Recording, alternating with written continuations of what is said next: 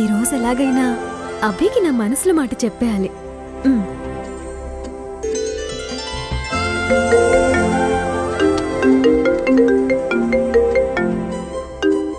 Hi అభి, చాలా రోజుల నుంచి నీకొక విషయం చెప్పాలనుకుంటున్నాను. ఇది ఫోన్లో చెప్పేది కాదు, పర్సనల్గా కలిసి చెప్పేది. ఎక్కడున్నావు?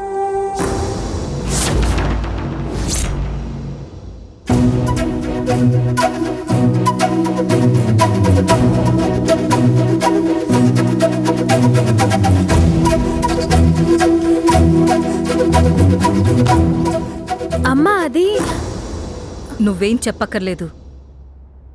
నువ్వేంటో ఇవన్నీ చెప్తున్నాయి. అమ్మా, అభి చాలా మంచివాడమ్మా. ప్రేమించేటప్పుడు అందరూ మంచివాళ్లే, కాని పరిస్థితులు బట్టి మారిపోతారు. కళ్ళకి మనసుకి కామన్ సెన్స్ ఉండదు. చూసిన ప్రతీదీ కావాలనిపిస్తుంది. ఈ వయసులో బాగున్న ప్రతీదీ నచ్చుతుంది. కానీ నచ్చింది లైఫ్ లాంగ్ బాగుంటుందని గ్యారంటీ లేదు. నాన్న గురించి నువ్వడిగిన ప్రతిసారి నా దగ్గర సమాధానం లేదు. ఎందుకో తెలుసా? నేను నీలాగా ప్రేమించాను. తెలిసి తెలియని వయసులో ఆవేశంగా తీసుకున్న నిర్ణయం. పెద్దలు వద్దన్నా వాదించి ఒక్కటయ్యాం.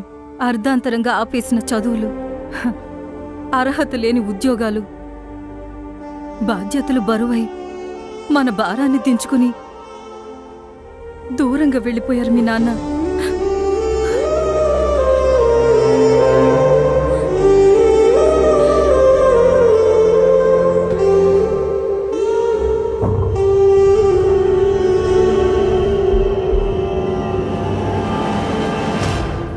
మీ వయసు మాకు తెలుసు కాబట్టి మీ అభిప్రాయాలు అర్థం లేనివని మాకు తెలుస్తాయి.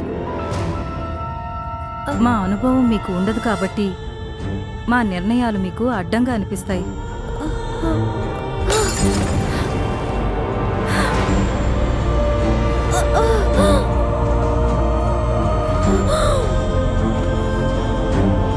కల్పన,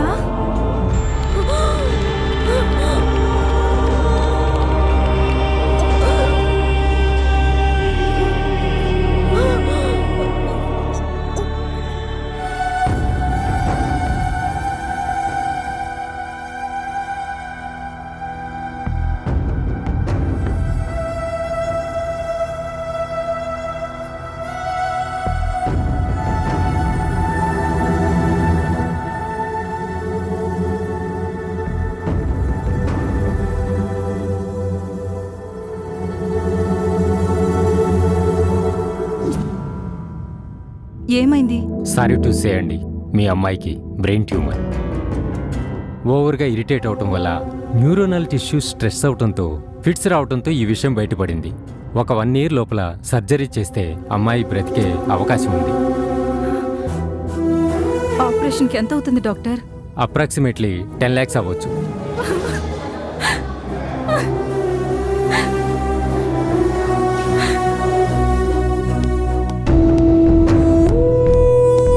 డాడీ ఉన్నారా?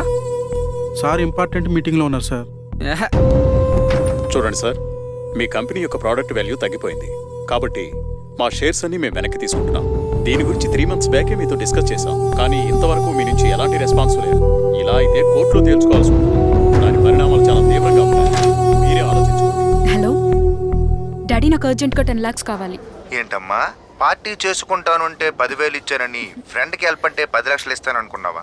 నీకు ఎన్నిసార్లు చెప్పానురా, ధనవంతులకు దగ్గరగా ఉండాలి, దరిద్రులకు దూరంగా ఉండాలి అని. చేసిన హెల్పింగ్ చాలు, ఇంటికి రా. Hello daddy, hello.